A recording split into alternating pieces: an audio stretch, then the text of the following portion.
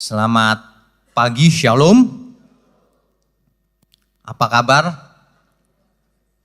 Kalau ditanya apa kabar, ada yang jawabannya luar biasa, ada yang nggak berani jawab, Bu, kalau di Rehoboth. Kalau di tempat lain luar biasa.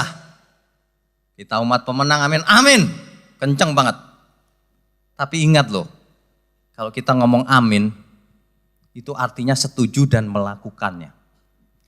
Kalau kita umat pemenang artinya kita benar-benar harus menang. Kalau enggak untuk apa? Kalau enggak seperti anak kecil itu yang suka yes, yes, yes. Tapi enggak ada buktinya. Hari ini banyak orang memanjakan diri. Memanjakan dirinya sendiri. Dengan cara apa? Macam-macam. Ada yang mengejar makanan yang enak-enak. Tanpa menghiraukan apakah makanan tersebut berbahaya atau tidak. Inilah bentuk mencelakai diri sendiri sebenarnya. Makan sembarangan. Yang penting enak. Tidak memperhatikan efeknya apa. Mencelakai diri sendiri. Senada dengan itu banyak orang melancarkan hidupnya, menjalankan hidupnya. Suka-suka sendiri, mengejar kesenangan-kesenangan yang dia anggap menyenangkan diri. Ini irama hidup orang pada umumnya. Dia pergi kemana saja dia suka. Berbelanja kemana saja dia suka. Punya berbagai macam hobi. Bukan salah loh punya hobi. Tapi kalau hobi itu menghabiskan waktunya, dari pagi sampai malam mancing. Sambil bengong. Coba. Menyia-nyiakan waktu. Padahal waktu itu tidak bisa dibeli. Waktu itu berjalan satu arah ke depan. Tidak bisa loh balik lagi ke masa lalu. Umur kita nggak bisa dibeli dengan apapun. Uang nggak bisa beli. Ya. Kalau hanya itu yang dikejar manusia, manusia sebenarnya sedang membinasakan dirinya sendiri. Manusia sedang membinasakan, tidak berasa. Padahal kita semua tahu bahwa kita umat pilihan Allah. Amin. Kita umat pilihan. Aminnya kok cuma di depan ya, di belakang dengar gak ya? Ada amin? Kita semua umat pilihan Allah. Maksudnya, orang-orang yang punya kesempatan untuk mendengar Injil yang benar. Kebenaran firman. Sehat kan? Bisa datang kemari. Belajar mendengar firman yang benar. Umat pilihan tidak semua punya kesempatan yang sama. Saudara-saudara kita di tempat lain mungkin gak punya kesempatan. Tapi kalau kita punya kesempatan, kita termasuk pilihan. Ini sebenarnya sama dengan Tuhan mau menjadikan kita muridnya. Umat pilihan itu mau dijadikan murid. Ditentukan untuk menjadi murid. Dan ini ibarat anak yang dikuliahkan oleh bapaknya di suatu universitas terbaik di seluruh dunia. Kita itu ibarat kuliah. Dikuliahkan, uang sekolahnya dibayarin, semua sarana disediakan. Kamu harus jadi sarjana, kata bapak kita. Itu ibaratnya begitu. Harus jadi sarjana, juara. Enggak boleh hanya jadi murid biasa, juara. Bisa enggak otomatis ditentukan bapaknya kamu juara? Enggak bisa. Masing-masing kita mesti belajar, kuliah benar, belajar keras, supaya jadi sarjana. Seorang anak yang dikuliahkan lalu dia enggak belajar, bisa dipastikan dia enggak akan lulus. Jangankan jadi juara, lulus saja tidak. Hari ini banyak orang tidak melihat gambar besar kehidupan ini seperti apa. Sehingga menjalankan hidup suka-suka. Padahal itu mencelakakan diri sendiri. Mencelakakan diri sendiri. Hari ini kita akan belajar satu kebenaran. Di mana seseorang begitu bandelnya tidak mau berubah. Kenapa? Kita mesti belajar loh. Sebab tanpa belajar seseorang tidak bisa berubah secara otomatis. Biarpun dia jadi pendeta. Biarpun dia sekolah di seminari Alkitab sekalipun. Kita sudah lihat banyak teolog gak benar. Ngomong aja kasar. Attitude-nya bisa dibaca dari cara ngomongnya. Dari cara hidupnya. Jemaat dikelecehin. Gak benar hidupnya.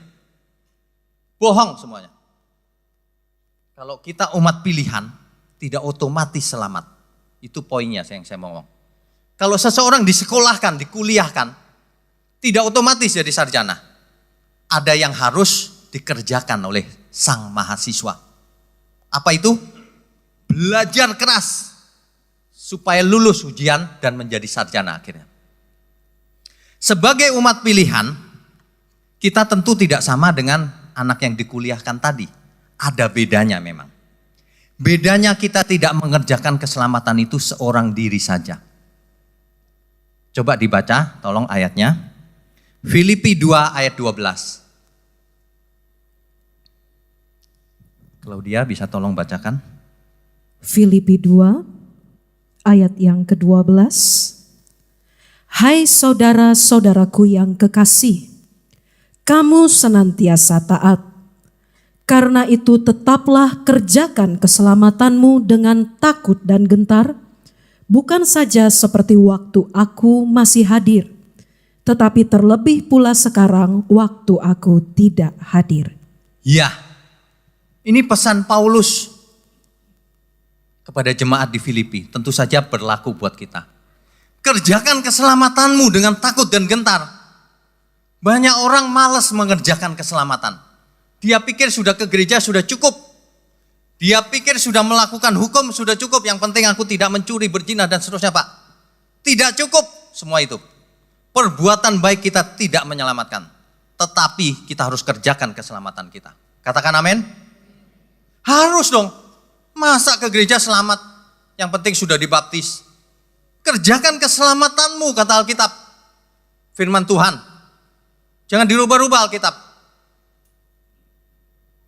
Tetapi ingat, waktu kita kerjakan keselamatan kita, kita tidak sendirian. Roh Kudus secara aktif memberikan kita kekuatan, energi. Itu sudah dibahas di PA-PA. Saya cuma mengulang sedikit sebelum kita masuk ke inti permasalahan. Roh Kudus menolong kita, memberi kekuatan. Coba dibaca ayat berikutnya, ayat 13. Karena Allah lah yang mengerjakan di dalam kamu, baik kemauan maupun pekerjaan menurut kerelaannya. Ya, ayat ini jangan diartikan kalau gitu manusia disetir oleh Tuhan. Kita diem aja lalu disetir seperti robot. Itu bodoh namanya. Ayat ini mengatakan kalau kamu kerjakan keselamatanmu, Allah turut bekerja melalui Roh Kudus. Roh Kudus berikan energi, kekuatan. Sekalian Roma 8:28. Roma 8 ayat 28. Kita tahu sekarang bahwa Allah turut bekerja dalam segala sesuatu untuk mendatangkan kebaikan bagi mereka yang mengasihi Dia, yaitu bagi mereka yang terpanggil sesuai dengan rencana Allah. Ya, jadi rupanya ada dua pihak. Dari pihak Tuhan memberi kekuatan. Dari pihak kita, kita kerjakan keselamatan kita. Ada dua pihak. Itu sudah terjadi sejak awal. Adam Hawa disuruh apa sama Tuhan? Kuasai bumi. Ya, dengan segala isinya. Tentu saja konsekuensinya harus mengalahkan Lucifer. Konsekuensinya harus mengalahkan semua yang ada di bumi. Sudah dikasih bagian. Manusia dikasih bagian, dipercaya oleh Tuhan mengerjakannya. Jangan dirubah-rubah. Tidak pernah ada satu kejadian yang manusia tidak dilibatkan. Apalagi soal keselamatan. Salah itu yang pokoknya sudah ke gereja selamat. Percaya dengan pikiran selamat. Gak ada buktinya. Umat pemenang kalau cuma diamini gak ada buktinya, harus dikerjakan. Manusia harus bereaksi menyambut keselamatan. Gak bisa ada seorang jemaat nanya ke saya, Pak, Pokoknya kan sudah selamat Pak kalau Tuhan Yesus mati di kayu salib. Saya tanya langsung intinya. Jadi kita harus berusaha nggak? Nggak perlu Pak. Lah kalau nggak perlu ngapain lu ke gereja? Ngapain belajar firman? Ini loh, ini kesesatan itu membahayakan loh. Kelihatannya enteng, tapi membahayakan. Orang jadi nggak all out untuk Tuhan. Nanti ada lagi yang berpikir bahwa kesempurnaan itu tidak mungkin Pak. Ya kalau kesempurnaan tidak mungkin, you nggak berusaha berarti. Kayak seorang mahasiswa disuruh jadi juara, nggak mungkin Pak juara. Pasti nggak lulus ya. Mungkin segala sesuatu, Alkitab jangan diganti-ganti. Sebab tidak ada yang mustahil bagi Tuhan. Amin ya Bapak Ibu ya. Iya. Di waktu Allah buat perjanjian dengan Abraham, Tuhan berkata begini loh. Ini eksplisit loh. Aku buat perjanjian dengan kamu. Itu bagianku. Bagianmu, Alkitab berkata begitu tuh. Bagianmu Abraham, kamu harus menjaga perjanjian itu dan taat. Ada loh bagianmu, ada yang harus dikerjakan dari diri manusia. Bukan semua diborong oleh Tuhan. Ayo kita kerjakan. Kok gereja sudah lama jadi Kristen tapi lemes karena diajarinya begitu. Kalau lemes gak selamat loh. Gak selamat. Memangnya selamat murah, otomatis? Tidak. Ayo kerjakan. Kan begitu, mantap kan? Gak ada yang namanya takdir. Gak ada. Jangan bilang takdir ya. Ada orang yang percaya bahwa jodoh itu takdir. Saya mau tanya, jodoh itu takdir bukan? Situ yang milih kok ngomong takdir. Kalau takdir itu Tuhan yang milihin. Kan situ yang milih, buktinya ada yang ditangkap hansip. Ayo, kalau pacaran ditangkap hansip, Tuhan yang milihin, takdir. Bukan, itu karena kamu rusak. Salah itu takdir. Kalau ada orang yang percaya takdir di sini cepetan bertobat. Kerjakan keselamatanmu dengan takut dan gentar. Kalau kamu mau sehat, jaga kesehatan. Mau tidak kesulitan ekonomi, mikir, kerjakan apa. Mau selamat, usaha, belajar kebenaran, hidup di dalamnya. Jangan santai-santai aku sudah selamat, udah Kristen, udah ke Rehobot. Bukan itu yang menyelamatkan.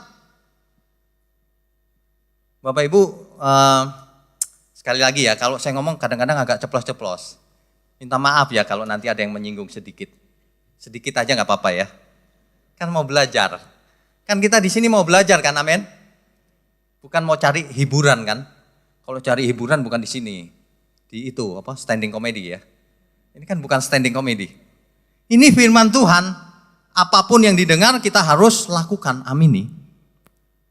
Fakta, kita ngomong fakta sekarang. Faktanya umat yang dipilih oleh Tuhan sendiri, dipilih loh sama Tuhan. Bisa binasa nggak? Artinya apa tuh kalau umat Tuhan bisa binasa? Hosea 4 ayat 6. Apa umat pilihan kok bisa binasa? Coba dibaca. Hosea 4 ayat 6. Hosea 4 Ayatnya yang ke-6. ayat yang ke-6. Umatku binasa karena tidak mengenal Allah. Iya. Karena engkaulah, Ya. karena engkaulah yang menolak pengenalan itu, maka aku menolak engkau menjadi imamku. Dan karena engkau melupakan pengajaran Allahmu, maka aku juga akan melupakan anak-anakmu. Siapa yang menolak pengenalan? Manusia. Umat Tuhan. Bukan manusia yang lain loh. Umat pilihan Tuhan. Sudah dipilih, tapi menolak. Artinya apa? Umat pilihan bisa menolak Tuhan. Ini bukti nyata ini. Gak usah pakai ruwet-ruwet mikirnya. Manusia itu dikasih kehendak bebas. Supaya hidupnya nanti dipertanggungjawabkan. Ketika sudah mati. Dipertanggungjawabkan. Keselamatan itu serius. Bukannya gampang. Keselamatan itu serius. Tuhan tidak pernah memilih umatnya lalu ditentukan selamat. Gak pernah. Memilih umatnya dikasih kesempatan. Supaya yang menerimanya diberi kuasa supaya menjadi Anak-anak Allah diberi kesempatan, bukan ditentukan. Salah itu teologi itu. Lagi pula kekristenan itu kan bukan sekumpulan aturan agama. Kalau agama-agama lain bisa saja ada syariat, ada hukum-hukum agama, ada peraturan agama, ada. Kekristenan bukan itu. Kalau orang Yahudi itu, karena agama Yahudi. Kekristenan bukan agama, jalan hidup. Bukan, makanya kita nggak diatur kan. Kalau sembahyang harus ngadep ke sana, ngadep ke Rehobot. Enggak. Harus ngadep Yerusalem seperti orang Yahudi. Tidak. Kalau sembahyang ada jamnya seperti orang Yahudi. Saya ngomongnya orang Yahudi loh ya. Orang Yahudi itu punya jam. Kalau sehari 7 kali sembahyangnya, ngadepnya ke Yerusalem. Dia atur. Kalau mau berdoa umat Yahudi cuci tangan, cuci muka, mandi bahkan. Supaya suci katanya. Dia pikir suci itu ini, debu. Yang bisa dicuci pakai air. Kekristenan nggak ada loh begitu. Berdoa sekarang boleh, sambil dengar khotbah begini boleh. Emang nggak bisa berdoa? Tuhan, aku mau belajar benar. Nah, itu sambil doa bisa. Hubungan dengan Tuhan tidak diatur oleh waktu, tidak diatur oleh tempat, tidak diatur oleh sistem. Makanya kekristenan itu menyembah Allah dalam roh dan kebenaran. Itu nggak bisa digantikan dengan agama. Makanya yang namanya kekristenan, perubahan cara berpikir, perubahan mindset, perubahan filosofi hidup, perubahan tingkah laku, perubahan hidup, jalan hidup. Nah itu tidak bisa ditakdirkan. Itu hanya bisa dikerjakan. Katakan amin. Dikerjakan. Kalau nggak dikerjakan nggak bisa itu. Nah masalahnya banyak orang tidak mengerti kebenaran. Kenapa tidak mengerti? Salah satunya karena tidak mendengar kebenaran. Kalau orang tidak mendengar ya nggak bisa mengerti. Kalau orang tidak mendengar bukan umat pilihan memang. Kalau Bapak Ibu ada di sini umat pilihan, mendengar tuntutannya lebih berat. Kalau nggak mendengar, nggak bisa dituntut berat karena tidak mendengar kebenaran. Tidak mengerti, ya. Tapi kita semua mendengar kebenaran di sini. Jadi tidak ada pilihan lain selain harus berubah dan melakukannya. Demikian juga kalau ada orang yang belajar Injil tapi salah. Kemarin seminar pada datang nggak ya Bapak Ibu ya? Datang ya, banyak yang datang pasti. Kalau mendengarnya salah ya nggak bisa benar. Pengertiannya salah. Kan manusia digerakkan oleh apa yang dipercayainya di pikiran. Kalau dia percaya bahwa melakukan bunuh diri itu bisa ke surga, dia lakukan tuh. Contohnya para teroris itu. Pasang bom bunuh diri, padahal mati kan rugi dia. Dia lakukan loh. Karena dia percaya itu menyebabkan masuk surga menurut mereka. Sayangnya mereka disesatkan oleh itu, pengertian itu. Kan begitu. Jangan kita memasukkan sesuatu yang sesat, nanti kita tersesat. Oke, jadi kalau Bapak Ibu mau benar, mesti berubah. Memangnya ada yang sempurna hari ini? Kan belum. Kalau belum ya harus berubah dong. Kalau kita tahu jalannya miring, ubah arahnya. Supaya jalannya tepat. Cuma masalahnya setiap manusia mempunyai natur dosa. Ingat itu. Ketika Tuhan Yesus mati di kayu salib, Tuhan tebus dosa kita. Tuhan maafkan seluruh dosa kita. Tuhan ampuni. Tetapi natur dosa itu masih ada. Masih melekat. Itulah PR kita. Itulah kuliah kita sampai kita lulus. Harus mengalahkan natur dosa itu. Mari kita baca Roma 7 ayat 25. Roma 7 ayat 25. Demikian firman Tuhan. Syukur kepada Allah oleh Yesus Kristus Tuhan kita. Jadi dengan akal budiku aku melayani hukum Allah, tetapi dengan tubuh insaniku aku melayani hukum dosa. Paulus sadar benar bahwa akal budinya tahu kebenaran. Melayani Allah. Tapi dia juga tahu benar bahwa natur dosanya minta melakukan dosa. Tapi bukan berarti kita harus menyerah kepada natur dosa itu. Natur dosa itu begitu mengikat setiap manusia. Begitu mengikat sehingga setiap orang sulit lepas daripadanya. Ngomong amin gampang, tapi lepas itu sulit. Dalam Alkitab kita temui beberapa kasus. Bapak Ibu kalau Kristennya zaman sekarang, kan Alkitab sudah lengkap. Banyak peristiwa sudah dicatat di Alkitab. Mestinya kita belajar dong dari Alkitab. Jangan mengulang kesalahan yang sama. Benar gak? Jangan mengulang kesalahan yang sama. Di Alkitab banyak sekali orang yang sudah tahu itu salah, masih dilakukan. Kenapa ya kira-kira ya? Beberapa kasus menjelaskan mengapa manusia kalah melawan natur dosanya. Manusia kalah melawan natur dosa itu sehingga tidak bisa berubah. Antara lain disebabkan karena apa kira-kira? Karena manusia punya selera sendiri. Punya fokus sendiri, punya mainan sendiri, gak mengarahkan pada kebenaran, keinginannya yang lain. Seleranya rendah dalam teks Alkitab disebut. Seleranya rendah. Coba bayangkan, kalau Hawa, Adam dan Hawa, Tuhan ngomong begini, jangan kamu makan buah itu, nanti kamu mati. Lah kok Hawa bisa lebih mendengarkan si ular? Dimakanlah buah itu dan akhirnya mati. Coba seleranya rendah gak? Mereka dengar suara Tuhan, mereka dengar suara setan, mereka memilih suara setan. Rendah kan? Ini kualitas tinggi, ini kualitas gak ada kualitasnya. Dipilih yang gak ada kualitasnya. Hawa itu dan Adam. Mestinya setelah itu nggak terjadi lagi dong. Tapi kejadiannya berturut-turut. Akibatnya parah. Esau kan yang sulung. Punya hak kesulungan. Kalau hak kesulungan itu kan mewarisi dari bapaknya. Hak kesulungan itu punya warisan yang double dibanding adik-adiknya. Nanti menggantikan bapaknya dan seterusnya. Esau bisa jual lo demi semangkuk makanan. Coba bayangkan, punya hak kesulungan, dijual diganti dengan semangkuk kacang, itu kacang merah atau apa itu? Kacang merah ya? Brenebon ya? Ada yang ngomong Brenebon tadi. Brenebon. Masa semangkuk itu harganya cuma berapa sih? Bener gak Pak?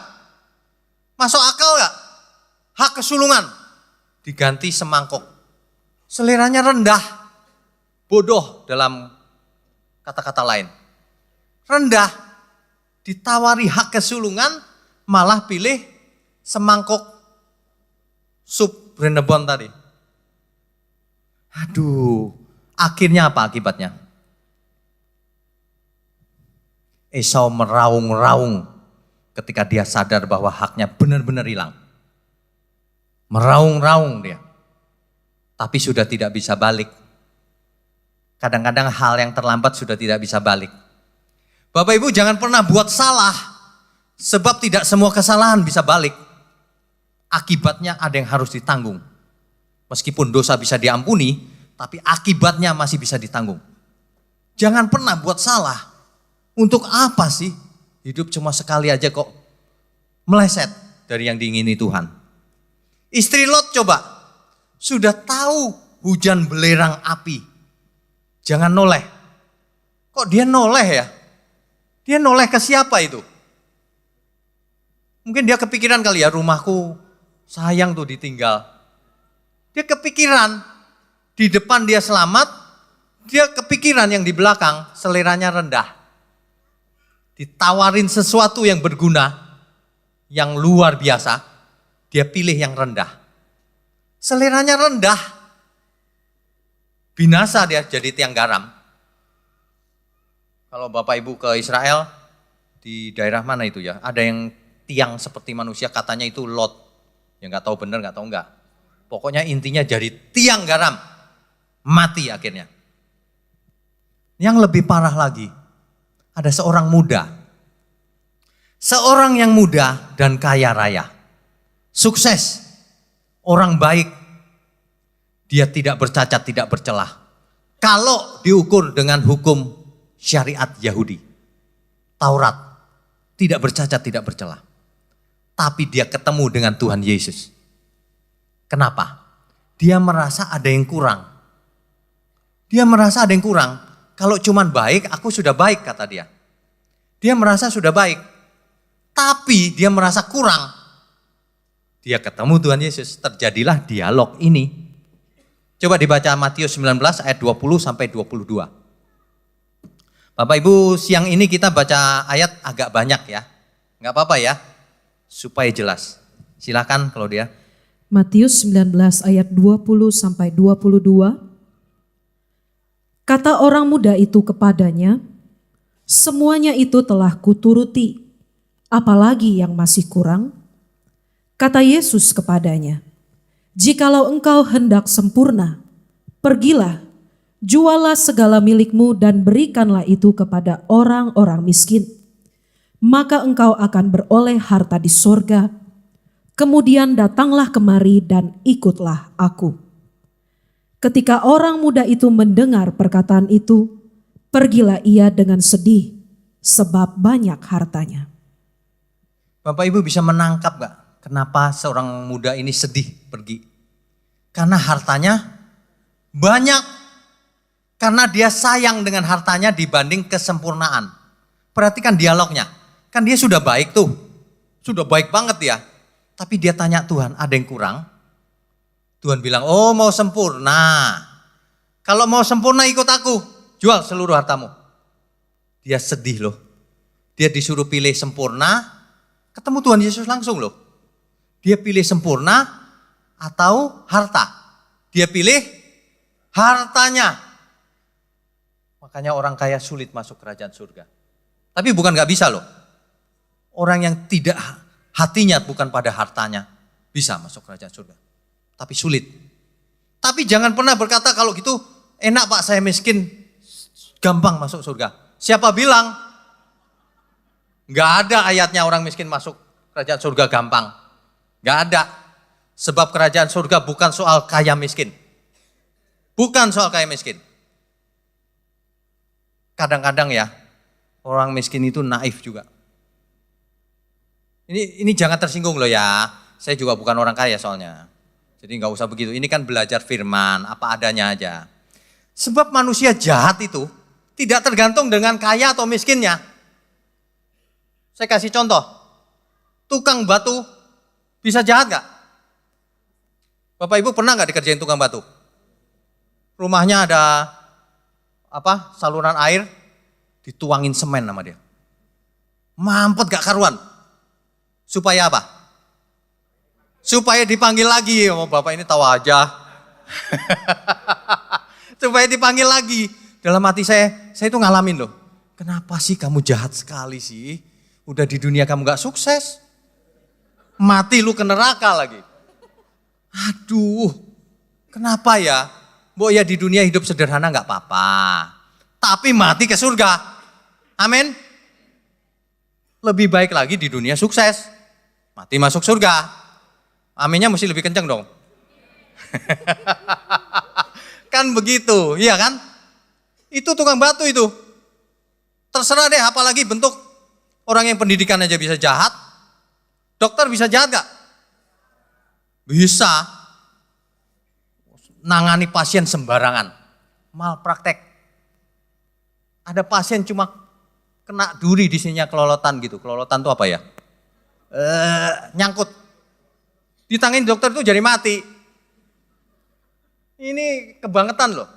Saya perhatikan banyak dokter yang tidak punya hati melayani. Dokter itu kan pelayanan juga. Gak melayani loh. Perawat-perawat itu ya kalau ada orang tua yang stroke. Pipa. Kan mestinya dimasukin pelan-pelan dong ya. Ini enggak loh, stroke gitu. Gawat bener loh. Stroke, darah keluar gitu. Wah saya bentak langsung. Hei, ini manusia. Pelan-pelan dong. Kamu mau? Sini, usogrok hidupnya.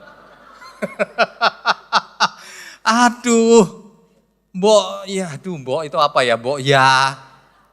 Bahasa Jawa itu paling enak, mbok ya jangan begitu. Ya kan? Dokter, pengacara, bisa juga jahat, kenapa tidak? Dia membela yang bayar. Oh, kan jadi susah. Mestinya kalau ada orang susah, gak usah bayar, bela dong. Bener gak? Kan begitu. Kebenaran itu kadang-kadang hal sepele tapi susah dilakukan loh. Manusia itu udah rusak pikirannya. Mereka punya fokus yang lain. Ini loh, hari ini kita tuntasin ya siang ini ya. Habis ini berubah semua ya. Sebab kalau enggak, setiap pengkhotbah kasihan. Teriak-teriak gitu, tapi gak ada yang berubah. Kan kasihan ya. Buang waktu, buang energi. Bapak Ibu juga buang waktu loh. Kesini kan 2 jam ya, minimal macetnya. Ayo kita berubah. Kenapa sih disuruh berubah, disuruh bener kok gak mau ya? Kok gak mau ya? Saya tuh kadang-kadang mikir gitu, kenapa ya manusia itu kok susah berubah ya?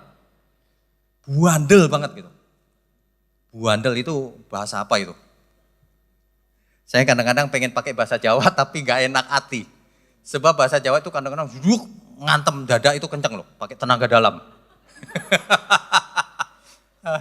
Itu bandel itu ya bahasa Jawanya apa tau gak? Nah itu, tapi jangan tersinggung ya. Ndablek. Manusia itu ndablek loh, serius bener. Tapi kalau bahasa Jawa diputar lebih parah lagi. Duablek.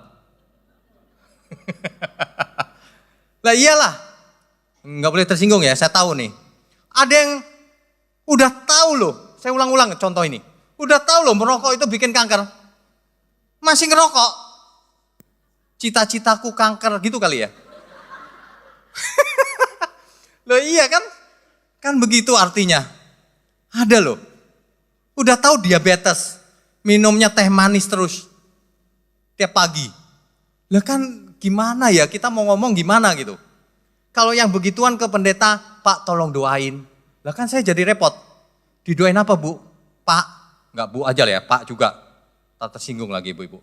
Gimana Bu, Pak? Iya tolong doain dong supaya sembuh. Ibu tiap pagi minum apa? Teh manis. Nah ini gimana maksudnya ya? Ibu juga enggak boleh begitu dong, didoain oke, tapi kerjakan bagian kita. Amin. Kerjakan bagian kita, nanti Tuhan tolong pasti. Kalau kita nggak mau kerjakan bagian kita, bagaimana? Tuhan mau tolong? Memangnya Tuhan murahan gitu? Kita kerjakan bagian kita, ya. Udah tahu tekanan darahnya tinggi, pesennya kambing 30 tusuk. Itu maksudnya apa? Coba kalau ada suami yang begitu, istrinya nanya, Pak, maksud lu apa Pak? Udah bosan sama gua? Kan itu artinya biar cepat-cepat pulang. Udah bosan, mau mati. Jangan dong. Ya. Ini makanya jangan ngomong takdir. Yang mesen sate kambing atau mesen sayur siapa yang nentuin? Kan diri sendiri, bukan takdir. Ayo gerakan hidup kita ke depan. Pilihlah yang benar. Kayak kampanye aja pilihlah yang benar. Hidup kita cuma sekali, jangan disia-siakan, jangan milih yang salah. Kalau yang belum punya jodoh, pilihlah yang benar. Ah, itu benar juga tuh. Jangan milih sembarangan habis itu sebulan bubar. Bahaya loh, pilih jodoh itu bahaya. Harus pilih yang benar. Tapi di sini kayaknya punya jodoh semua ya. Ada yang belum ya? Yang punya jodoh nggak boleh milih lagi, yang udah punya jodoh. Makanya ya, bandel itu bagaimana ya? Kok bisa bandel ya? Kalau ditanya itu jawabannya benar, tapi kelakuannya nggak benar. Kalau ditanya, Pak pengen ke neraka? Enggak. Pengen ke surga? Ya.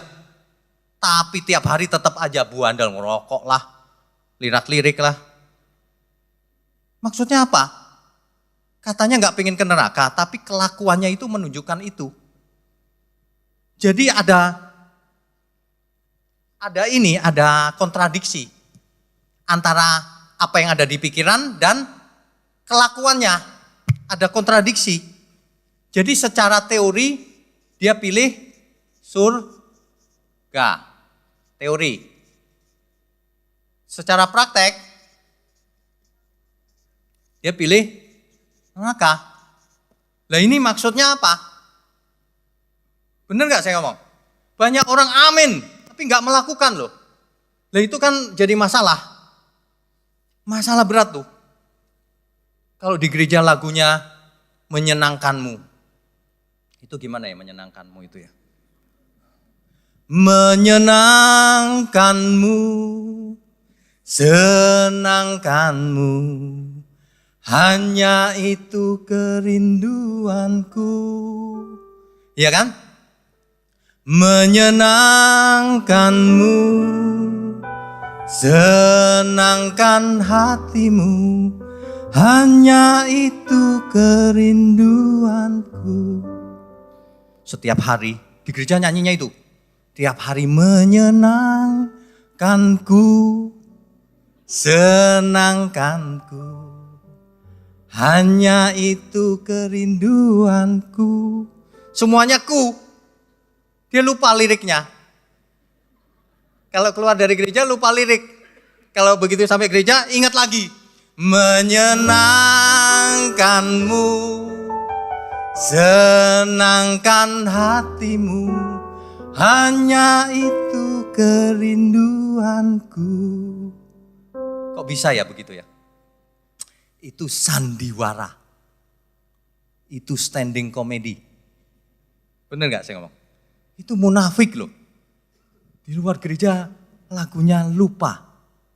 Munya jadi ku dalam kelakuan. Sampai di gereja bener lagi lagunya. Jadi setiap hari Minggu bener lagi lagunya. Dari Senin sampai Sabtu salah lagi. Bagaimana ya? Mestinya kalau orang nuraninya baik, jujur dan tidak munafik, ketika dia hidup sehari-hari, dia sampai di gereja, dia harusnya tulus sesuai sehari-hari dong. Benar gak? Jangan bersandiwara di gereja. Tuhan, ku mau menyenangkanmu. Tuhan, bentuklah hati ini. Kata Tuhan, ku bentuk tapi kenapa gak mau?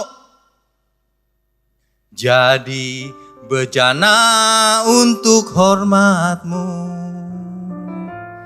cemerlang bagai emas murni. Kita semua jadi mau emas murni. Mesti tulus. Sebab kalau ketulusan itu tidak setiap hari, gak bisa, harus dilatih setiap hari. Gak bisa kalau di gereja tulus nanti setiap harinya otomatis. Kebalik. Yang benar itu setiap harinya benar. Di gereja itu cuma pengakuan, memuji-muji Tuhan. Benerannya itu setiap harinya. Makanya kalau seseorang aktif di gereja lebih disorot. Apalagi pendeta, waduh, disorot berat tuh. Tapi jangan salah loh, jemaat juga disorot loh. Ketika orang dunia lihat dia Kristen. Wah, apa artinya Kristen? Seperti Kristus, padahal mereka gak kenal Kristus. Jadi dia lihat orang-orang Kristen ini seperti apa. Bayangkan kalau orang Kristen menyenangkanku dirinya sendiri. Orang dunia lihat, oh orang Kristen begitu, Kristus begitu. Jadi sandungan, salah. Jadi sandungan Bapak Ibu. Mulai hari ini bertobat lagi ya, amin.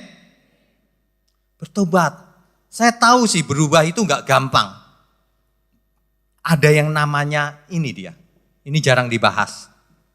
Bapak Ibu perhatikan. Ada yang namanya,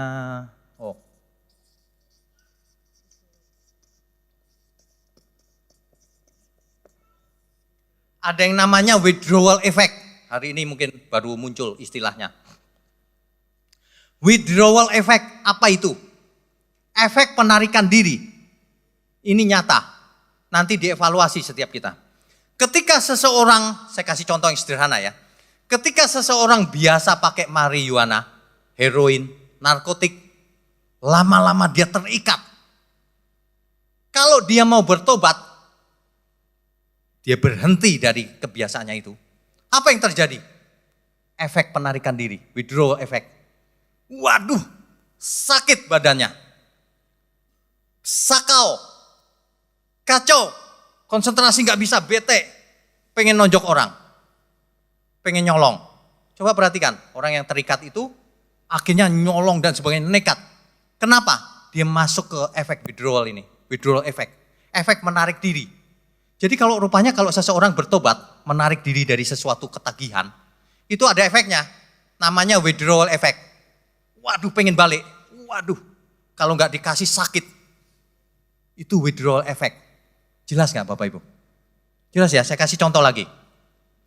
Kalau seseorang terikat sama rokok, biasa sehari 3 pak atau 4 pak, suruh berhenti, apa yang terjadi? Apa withdrawal efeknya? Efek penarikan dirinya. Pusing, gemeter, pahit, asem. Asem katanya. Kemarin saya khotbah di Surabaya, apa Pak? Kecut katanya. Bahasa Jawa kecut itu asem. Jadi asem, bukan cuma asem, terus gelisah.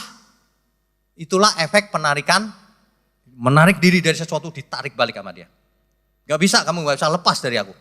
Ditahan, penarikan diri namanya. Efek penarikan diri. Apalagi? Gak usah jauh-jauh deh, kopi. Contohnya sederhana aja, kopi. Orang biasa minum kopi, lama-lama terikat dia. Mau melepaskan diri, apa yang terjadi? Efeknya apa? Pusing, ngantuk, sakit kepala, gak bisa kerja, alasannya banyak jadinya. Tapi itu benar-benar sakit loh, kepalanya benar sakit, dia gak pura-pura. Sakit, supaya minum lagi. Ini efek penarikan diri, withdrawal effect. Ketergantungan itu menyebabkan itu. Kalau orang biasa mata keranjang, radarnya jalan kemana-mana, terus disuruh lurus ke depan kayak robot, dipasang apa itu, kacamata kuda, kira-kira gimana dia?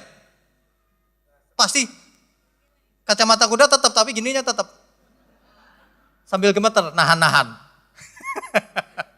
Itu efek penarikan diri, ya.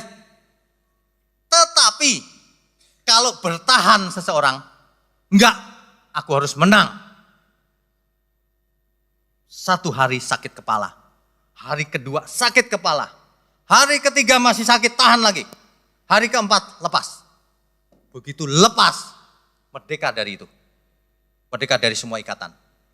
Jadi jangan berharap Bapak Ibu bertobat tidak ada efek penarikan diri. Tergantung bertobat dari apa. Bertobat dari sesuatu, efek penarikan dirinya ada. Tahan, harus menang. Kerjakan keselamatanmu dengan takut dan gentar. Pelayananmu belum mencucurkan darah, itu belum pelayanan. Itu baru menanggalkan beban dan dosa. Ya, jangan rewel, jangan manja. Banyak orang Kristen manja. Maunya selamatnya otomatis. Dimaafkan, lalu nggak ngerjain apa-apa. Kerjakan keselamatanmu dengan takut dan gentar. Buang seluruh beban dan dosa dan ikut aku, kata Tuhan. Jadi muridku. Mulai nanti pulang. Kok sudah ada yang ketawa? Mulai nanti pulang, dibuang satu persatu dan alami withdrawal effect. Tapi jangan menyerah. Jangan kaget kalau ada withdrawal effect. Aku merasa gak enak Pak, gak nyaman. Satu lagi deh, contohnya biar jelas. Kayaknya kok ada yang mikir-mikir gitu ya. Orang yang biasa makan daging, biasa makan apa ya yang enak itu ya? Sate babi. Wah, wangi kan? Harum. Ada orang bilang itu haram, padahal harum. Orang biasa makan sate babi, disuruh berhenti. Gimana dia? Suruh makan sayur. Ya, kayak kambing gua sekarang. Terus gimana rasanya? Habis selesai biar makan segini tetap gak nendang katanya. Gak nendang lagi. Itu efek penarikan diri itu. Withdrawal effect. Biasa yang gurih-gurih dikasih yang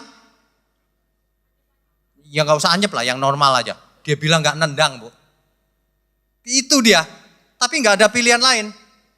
Kalau kita benar-benar mau bertobat, harus menang.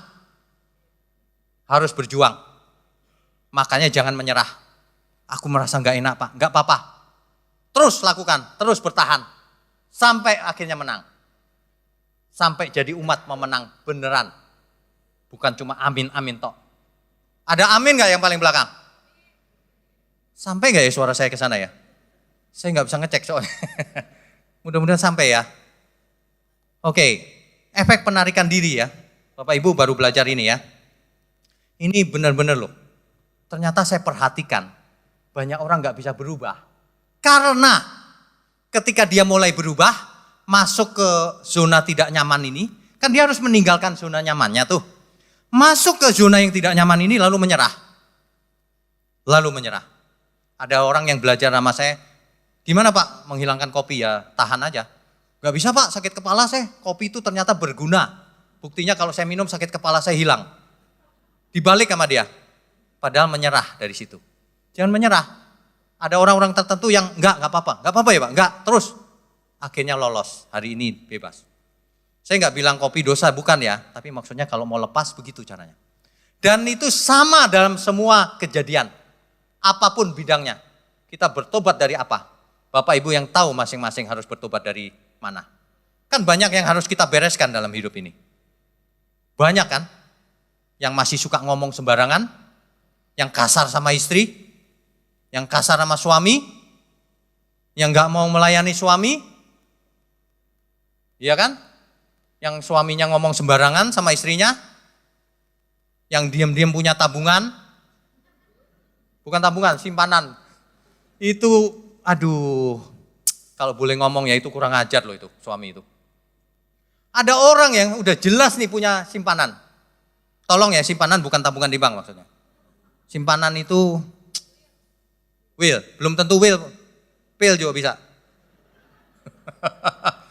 Punya simpanan. Dia itu ke gereja rajin loh. Ketika kita tegur baik-baik ya, kamu gak boleh begitu loh ya. Itu kamu menyakiti hati istrimu. Jawabannya masuk akal ya. Istri saya gak tahu Pak, jadi dia gak sakit hati. Capek deh saya. Tapi saya ingetin, tapi Tuhan tahu.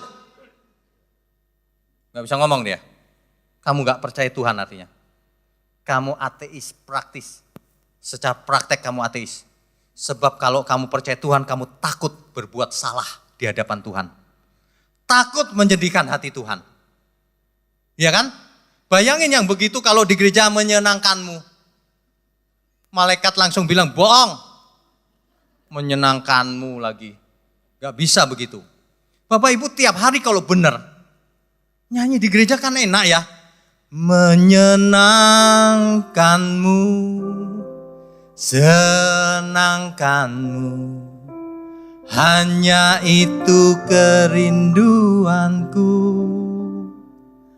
Menyenangkanmu, senangkan hatimu, hanya itu kerinduanku. Kan gitu. Nyanyinya juga nggak usah ditahan-tahan di gereja, kan tulus. Sebab setiap harinya sudah begitu. Kalau setiap harinya nggak begitu di gereja kan dibuat-buat. Hambar makanan itu. Nyanyian itu hambar di hati Tuhan. Ya, amin nggak? Ada yang tersinggung? Enggak ya? Enggak apa-apa kok, tersinggung nggak apa-apa. Tapi harus dilanjutkan dengan pertobatan. Jangan tersinggung lalu saya dicari nanti lewat mana pulangnya ya. Kalau gitu waduh gawat tuh. Untung jemaat gak ada yang begitu. Jemaatnya baik-baik untung. Kalau sampai kayak gitu wah ini terjadi withdrawal effect berat itu. Oke, jadi orang muda yang kaya tadi ingat tuh. Disuruh membuang kekayaannya, gak mau, kenapa? Dia masuk ke withdrawal effect gak mau. Dia merasa sayang kekayaannya. Hatinya pada hartanya. Dia ditawarin Tuhan itu udah puncaknya loh itu. Kamu mau yang sempurna. Jual seluruh hartamu. Gak bisa. Dia pilih harta dibanding kesempurnaan. Tuhan gak suruh begitu loh ke kita. Jual rumahmu. kasih sini. Enggak. Hatimu jangan ada pada situ maksudnya. Kalau ada gereja yang ngajarin jual seluruh rumahmu, kasih ke gereja, jangan mau. Salah itu pasti ajarannya. Salah itu. Untuk Tuhan semuanya. Semua milik kita untuk Tuhan, katakan amin. Bukan milik kita sendiri. Jadi kalau kita kasih perpuluhan ke gereja, ingat 90%-nya pun milik Tuhan. Ada orang yang kasih perpuluhan ya, terus dia suka sendiri. Ditanya, kamu saudaramu ada yang gak bisa sekolah tuh? Udah aku udah bayar itu, bayar pajak di gereja. Pajak lagi. Yang lebih kurang ajar ngomong ini, aku bayar denda di gereja. Denda lagi. Waduh. Itu 90% masih milik Tuhan. Jangan ditahan-tahan. Kalau ada yang memerlukan, ponakan misalnya gak bisa sekolah, sekolahin dia. Supaya nanti besar dia jadi alat di tangan Tuhan. Iya kan? Supaya efektif buat Tuhan. Kalau semua dilakukan baik, kan Tuhan tersenyum. Ini loh anakku nih. Ini anak yang kukasihi. Nah kalau udah begitu ke gereja, boleh nyanyi dengan tulus. Iya kan? Iya. Tuhan, ku serahkan hidupku. Semua ku berikan padamu. Kuduskan hingga tulus selalu. Agar aku menyenangkanmu. Kan begitu. Menyenangkan Tuhan. Hidup ini pilihannya sederhana sebenarnya. Pilih siapa? Banyak manusia tidak mengerti Tuhan sediakan apa untuk manusia. Banyak orang tidak mengerti loh. Coba dibaca Lukas, ini jam berapa? Oh masih ada waktu. Lukas 16 ayat 11 sampai 12. Lukas 16 ayat 11 sampai 12. Jadi, jikalau kamu tidak setia dalam hal mamon yang tidak jujur, siapakah yang akan mempercayakan kepadamu harta yang sesungguhnya? Dan jikalau kamu tidak setia dalam harta orang lain, siapakah yang akan menyerahkan hartamu sendiri kepadamu? Ya, Bapak Ibu kalau baca, hartamu sendiri, Tuhan sebenarnya sudah sediakan harta kita sendiri masing-masing. Hartamu sendiri, itulah harta yang sesungguhnya. Bukan mamon, bukan dunia ini. Harta yang sesungguhnya itu Tuhan dan kebenarannya. Sehingga hidup kita berkualitas mulai hari ini. Bukan menunggu di surga. Nanti Pak di surga. Mulai hari ini sampai selama-lamanya. Kita harus hidup berkualitas. Dari hari ini sampai selama-lamanya. Amin. Iya. Firman Tuhan berkata begitu. Harta yang sesungguhnya, harta kita sendiri, bukan mamon. Ya. Bukan mamon, banyak orang meleset loh. Pilihannya dunia ini. Paulus, orang muda tadi yang kaya tadi tidak mengerti. Dia pilih harta duniawi. Padahal Tuhan sediakan harta kekekalan. Dia pilih harta yang fana. Tuhan pilih hartamu sendiri. Dia pilih harta orang lain. Itu harta orang lain loh yang semua yang di bumi ini. Bukan milik kita. Harus digunakan untuk kemuliaan Tuhan maksudnya. Begitu. Kita harus belajar dari Paulus. Paulus mengerti benar hal ini. Coba dibaca Filipi 3 ayat 7 sampai 8. Filipi 3 ayat 7 sampai 8. Tetapi apa yang dahulu merupakan keuntungan bagiku, sekarang kuanggap rugi karena Kristus. Malahan segala sesuatu kuanggap rugi karena pengenalan akan Kristus Yesus Tuhanku lebih mulia daripada semuanya. Oleh karena dialah aku telah melepaskan semuanya itu dan menganggapnya sampah supaya aku memperoleh Kristus. Ya, bayangkan Paulus sebelum bertobat, siapa dia? Dia luar biasa loh, pinter. murid seorang guru Gamaliel. Pinter dia. Pinter filsafat, pinter macam-macam. Dia seorang Israel tulen, dia bilang. Dia melakukan hukum Taurat tidak bercacat, tidak bercela. Hebat gak? Terkenal, pinter, kaya raya. Paulus itu. Tapi sejak mengenal Tuhan Yesus, semua yang dulu dianggap keuntungan buat dia itu, dianggapnya sampah. Sampah itu kurang mantep. Karena teks aslinya bukan sampah. Kotoran, skubalon Pak. Skubalon itu TAI. Ngomongnya gak enak soalnya di mimbar kan. Bayangin, Paulus ngomong begini loh. Dulu aku kaya, dulu aku terkenal, dulu aku pintar, dulu aku tidak bercacat celah. Sebagai orang Yahudi. Menjalankan hukum Taurat tidak ada salahnya. Tapi sejak aku kenal Tuhan Yesus, semua itu yang kuanggap keuntungan, sekarang kuanggap TAI. Udah itu jelas banget ya. Ya, makanya selera jangan rendah. Banyak orang seleranya bukan kebenaran, tetapi, bukan saya Pak yang ngomong. Seleranya kita ganti aja, sampah tanda kutip. Selera rendah, kalau menurut Paulus memang TAI Pak. Masa selera begituan? Dikasih kekekalan kok kamu pilih yang lain? Ini bagaimana ya? Makanya mulai hari ini pun, kalau orang benar, itu benar dalam setiap hal. Bukan benarnya di gereja tok, dalam setiap hal. 1 Korintus 10 ayat 31. Itu diulang-ulang, gak boleh lupa ayat itu. 1 Korintus 10 ayatnya yang ke-31. 1 Korintus 10 ayat 31. Aku menjawab, jika engkau makan atau jika engkau minum, atau jika engkau melakukan sesuatu yang lain, lakukanlah semuanya itu untuk kemuliaan Allah. Ya, amin. Bapak Ibu ingat, mulai sekarang, jika engkau minum untuk kemuliaan, boleh gak minum sembarangan? Boleh nggak orang yang sudah diabetes minum teh manis?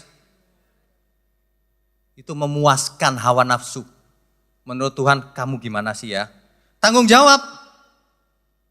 Nangkap maksud saya ya. Minum pun harus diperhatikan. Makan boleh nggak sembarangan? Yang penting enak Pak. Yang penting enak, jangan nyanyi menyenangkan hati Tuhan nanti. Nggak boleh ikutan. Kalau menyenangkan hati Tuhan itu makan pun harus diperhatikan. Apakah ini menyenangkan hati Tuhan? Ya. Bicara boleh nggak sembarangan? Nggak boleh. Ngomong sembarangan, jangan nyanyi lagu itu.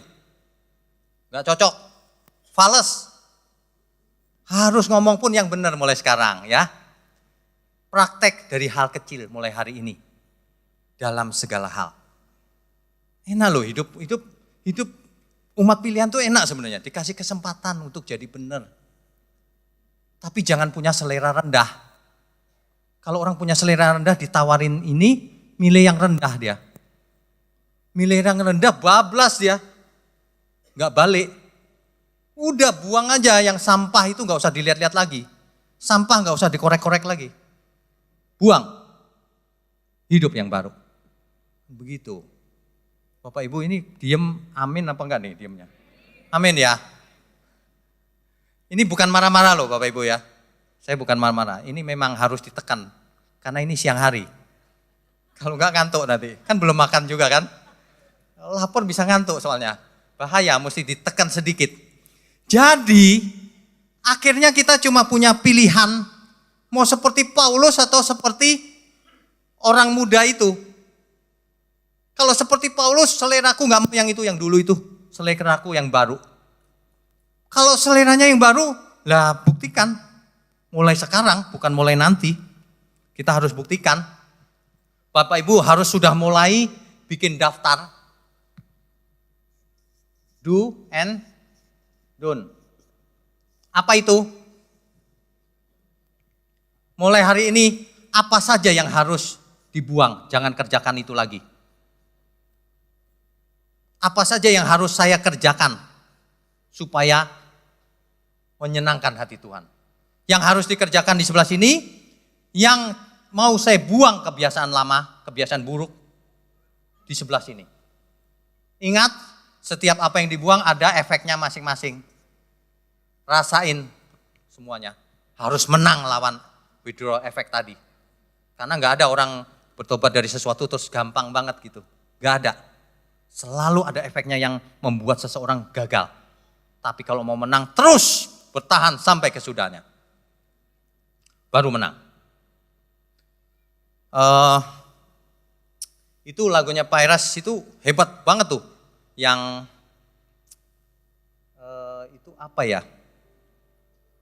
Tuhan, aku rela mengosongkan bejana jiwaku ini.